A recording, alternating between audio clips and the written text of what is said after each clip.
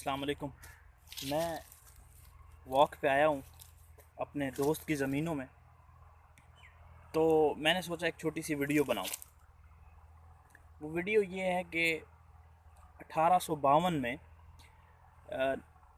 Darwin سے آپ جتنا مرضی اختلاف کریں، ٹھیک ہے، اس کا جو نظریہ ارتقاء ہے اس سے آپ کو بھی مجھے بھی اختلاف ہو سکتا ہے، لیکن اس میں کوئی شک نہیں ہے کہ ڈارون ایک بہت بہت بڑا سائنسدان تھا۔ تو 1852 میں ڈارون نے ایک ریسرچ پیپر کمپلیٹ کر لیا تھا جو کہ نیچرل سلیکشن کے اوپر تھا، تو کسی وجہ سے وہ اس کو چھپوا نہیں سکا۔ تو 1852 میں ڈارون نے وہ پیپر کمپلیٹلی لکھ لیا تھا۔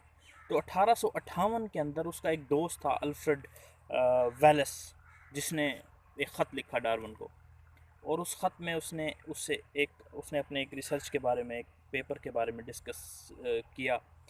اب وہ جو اس نے ڈسکشن کی تھی الفریڈ ویلس نے، وہ ایگزیکٹلی وہی کانسیپٹ تھا جو کہ چارلس ڈارون جس کے اوپر پہلے سے ہی ریسرچ پیپر لکھ چکا تھا۔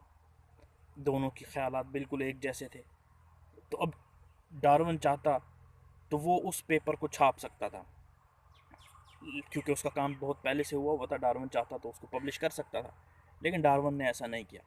تو ڈارون نے پھر ویلس کے ساتھ مل کے اور ایک مشترکہ پیپر چھاپا، اور جس پیپر کو چھپنے سے پہلے لینین سوسائٹی جو تھی، مجھے اس کا صحیح نام پتہ نہیں ہے، جو بھی تھی، تو اس ریسرچ پیپر کو اس سوسائٹی میں پہلے پڑھا گیا، اور بایولوجی کے اندر وہ ایک سب سے امپورٹنٹ پیپر، ریسرچ پیپر سمجھا جاتا ہے۔ تو کہنے کا مقصد یہ ہے کہ this is what makes you great is that you work selflessly. ہمارے یہاں تو یہ ہوتا ہے کہ جی جب ریسرچ پیپر لکھے جا رہے ہوتے ہیں کہ اس بات پہ پہلے بحث ہوتی ہے کہ پہلا رائٹر میں ہوں گا تو دوسرے آپ ہوں گے۔ تو جو عظیم لوگ ہوتے ہیں ان کے درمیان ایسا کچھ نہیں ہوتا۔ they don't do anything for namesake.